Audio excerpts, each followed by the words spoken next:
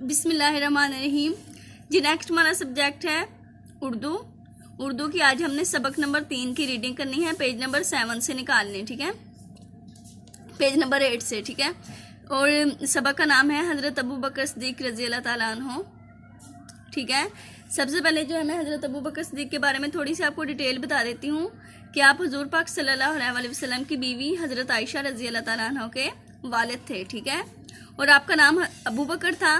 صدیق جو ہے آپ کو لقب ملا تھا، ٹھیک ہے، آپ حضرت محمد صلی اللہ علیہ وسلم کے دوست بھی تھے، ٹھیک ہے۔ اب جو ہے اس کی ریڈنگ سٹارٹ کرتے ہیں۔ ایک بار ایک شخص اپنے بیٹے کو بت خانے میں ایک بت کے پاس لے گیا اور کہا، بیٹا یہ تمہارا رب ہے۔ بچہ بت کے قریب ہو کر اس سے مخاطب ہوا، میں بھوکا ہوں، مجھے کھانا دے۔ جب کوئی جواب نہ آیا تو پھر بچہ بولا، میرے پاس کپڑے نہیں ہیں، مجھے کپڑے دے۔ بھلا بت کیا جواب دیتا، وہ تو بے جان پتھر کا بنا ہوا تھا۔ اب کی بار بچے نے پتھر اٹھایا اور کہا، اگر تم نے کوئی جواب نہ دیا تو میں تمہیں پتھر دے ماروں گا، اگر تم خدا ہو تو اپنے آپ کو بچا لینا۔ اس بار بھی جواب نہ ملنے پر بچے نے اس زور سے پتھر مارا کہ بت گر پڑا۔ یہ بچہ کوئی اور نہیں بلکہ مسلمانوں کے پہلے خلیفہ حضرت ابو بکر صدیق رضی اللہ تعالیٰ عنہ تھے۔ تو بچے دیکھیں، حضرت ابو بکر صدیق کیا تھے؟ مسلمانوں کے پہلے خلیفہ بھی تھے، ٹھیک ہے۔ حضرت ابو بکر صدیق رضی اللہ تعالیٰ عنہ شہر مکہ میں پیدا ہوئے۔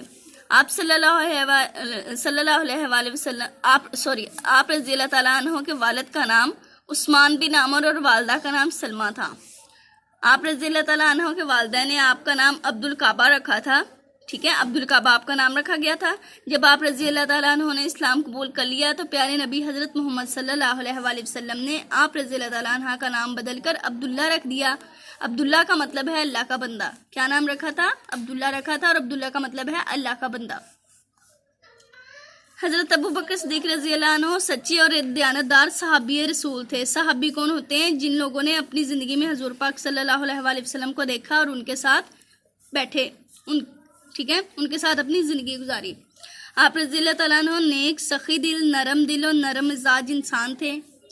آپ رضی اللہ تعالیٰ عنہ نے نیکی کے کاموں میں ہمیشہ بڑھ چڑھ کر حصہ لیا۔ آپ رضی اللہ تعالیٰ عنہ اللہ کی راہ میں کھلے دل سے دولت خرچ کرتے تھے۔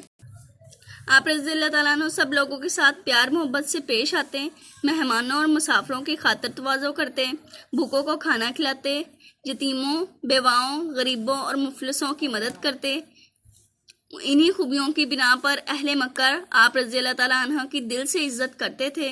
پیارے نبی حضرت محمد صلی اللہ علیہ وسلم نے جب اعلان نبوت کیا تو 4 نیک لوگ فوراً آپ صلی اللہ علیہ وسلم پر ایمان لے آئے۔